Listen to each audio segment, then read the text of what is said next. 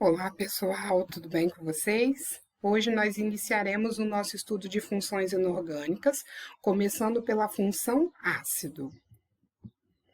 O que esses materiais que estão aparecendo para vocês aí na tela, eles têm em comum?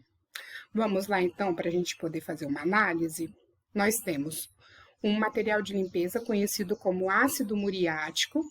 Ele é usado bastante para limpezas de superfícies. Nós temos uma bateria de automóvel. Mais precisamente, a gente está interessado na solução da bateria. Nós temos o vinagre, aquele mesmo que é usado para poder temperar as saladas, e algumas frutas cítricas. Vamos pensar o que é que eles têm em comum? Todos eles têm o sabor azedo, que é característico da função que nós estudaremos hoje, que são os ácidos. Então, os ácidos, eles têm o sabor azedo. Lógico que as frutas fica mais fácil da gente prová-las, porque o ácido presente ali são ácidos orgânicos e a acidez deles são muito baixa. Porém, a acidez dos ácidos inorgânicos, que é o objeto do nosso estudo, é bem elevada e não é aconselhável provar esses ácidos. Vamos lá, então. Um exemplo até, né, de questão de acidez desses materiais é o uso do vinagre e do limão em saladas. E esse uso está associado ao aumento da nossa salivação para a ingestão dos alimentos, tá bom? Os ácidos, assim como os grupos funcionais, eles são separados em grupos porque eles têm propriedades físico-químicas semelhantes. E existem algumas teorias para me dizer o que é ácido, né? Professor, o que será ácido? Ácido, então, é toda substância que, em solução aquosa, sofre o processo chamado de ionização, liberando como único cátion o íon H+, que a gente simplifica, mas que, na verdade, em solução aquosa, o que se forma é o íon hidrônio, chamado de H3O+. Mas vamos lá, porque a gente vai entender esse conceito. Alguém poderia me perguntar, esse conceito é difícil? Um pouco, né? Mas existe algo mais prático para a gente poder entender o que são os ácidos. Ácidos, então, são todas as substâncias inorgânicas que tem na frente da sua fórmula o íon H, o hidrogênio lá na frente. Só há duas exceções. A água, que é o H2O, e a água oxigenada, o H2O2, porque ambos pertencem à função óxidos, que vocês vão estudar mais para frente também. Então, todos os ácidos têm o hidrogênio na frente, com aquelas duas exceções, lembram? Espero que sim. Vamos classificar, então, esses ácidos? Os ácidos podem ser classificados segundo alguns critérios. O primeiro que nós iremos ver é a presença de átomo oxigênio. Os ácidos, em geral, eles são formados da seguinte forma. É ótimo, né? Mas eles são formados pela ligação entre o hidrogênio e um outro elemento. Essa ligação é quase sempre covalente. Então, os elementos que podem formar ácidos são ametais. Lembram lá da ligação covalente? Com relação à presença, então, do oxigênio, eu tenho dois grandes grupos. Ou esse ácido tem oxigênio, ou ele não tem. Se ele não tiver oxigênio, ele é chamado de hidrácido, quando eu tenho o hidrogênio ligado a um outro elemento. Exemplo, HCl, HBr, HF. Se ele tiver o oxigênio, ele vai ter a seguinte constituição: hidrogênio, um elemento central e o oxigênio. Esse elemento central, em geral, é um ametal, tá bom? E aí, eles, então, são classificados como oxiácidos, assim como o H2SO4, o HNO3 e o H3BO3. Com relação ao número de hidrogênios ionizáveis, como a gente ainda não falou a respeito de ionização, aqui vocês podem entender que é referente ao número de hidrogênios que está na fórmula da substância. simples, tá? Existem algumas exceções, mas no geral o que a gente precisa saber são essas, é isso. Monoácido, então, vai ser quando esse ácido tiver um único hidrogênio, assim como no HCl e no HNO3. Diácido, quando esse ácido tiver 2 hidrogênios, assim como no H2SO4 ou no H2CO3. Triácido, se ele tiver 3 hidrogênios, assim como no H3PO4 e no H3BO3. E tetrácido, quando ele tiver 4 hidrogênios, assim como no H4SiO4.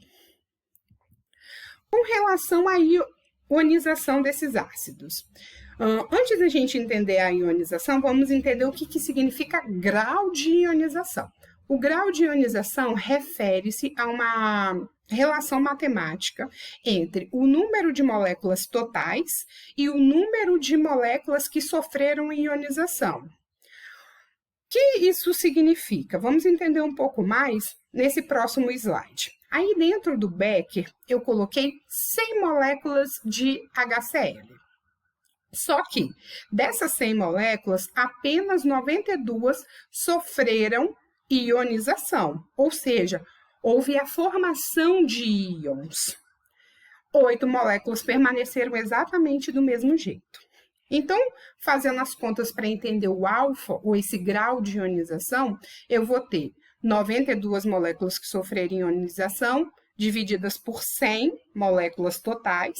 Esse valor, essa divisão dará 0,92.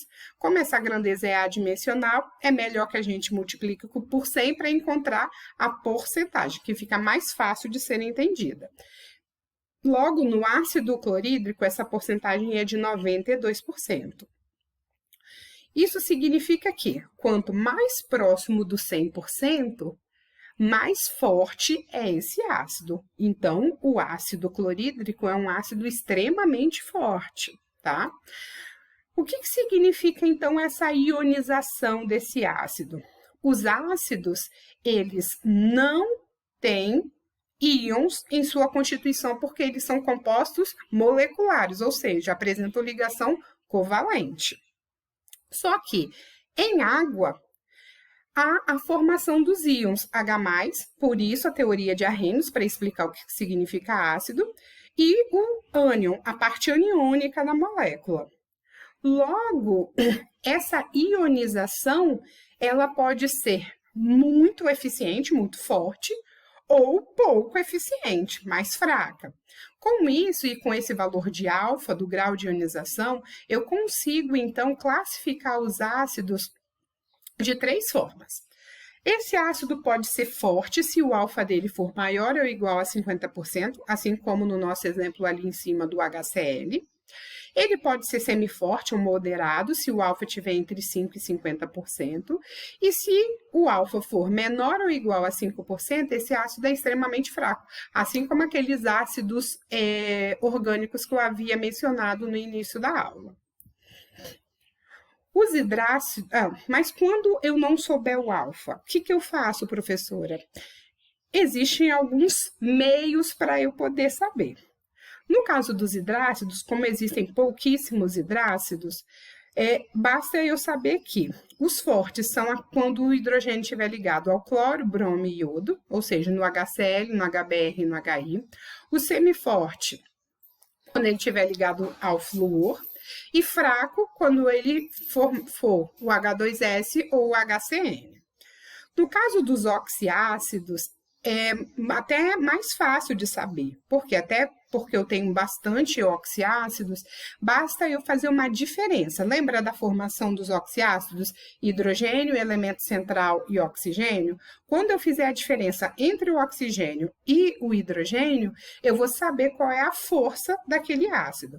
Se essa diferença der 2 ou 3, é forte. Se der 1, é moderado ou semiforte. E se der 0, é fraco. Assim como aparecem alguns exemplos na tabelinha para vocês, tá bom? E com relação à ionização, como eu havia mencionado, os ácidos, em sua grande maioria, apresentam ligação covalente, não tem íons. Só que, em solução aquosa, há a formação desses íons, por isso o processo de ionização. No caso dos monoácidos, como ele só tem um hidrogênio ionizável, há apenas uma única etapa na sua ionização, como nós vimos lá no caso do HCl. Quando eu tenho diácido, triácido ou tetrácido, para cada hidrogênio que esse ácido tiver, vai haver uma equação de ionização. No caso do H2SO4, do ácido sulfúrico, que é o que está na telinha para vocês, cada hidrogênio ele vai ser liberado de uma única vez. Eu não tenho como liberar todos os hidrogênios, então eu vou ter uma etapa de liberar um H+. Então, na primeira etapa, eu tiro um hidrogênio. O que sobra? O HSO4, como eu tirei uma carga positiva, vai sobrar uma carga negativa. Esse ânion, HSO4-, ele vai sofrer uma nova ionização, e aí ele vai ser liberado o outro hidrogênio, e vai sobrar o ânion sulfato, que é o SO4-2-, tá bom? A equação total é como se eu escrevesse a ionização desse ácido em uma única etapa. Vamos para algumas observações com relação aos ácidos.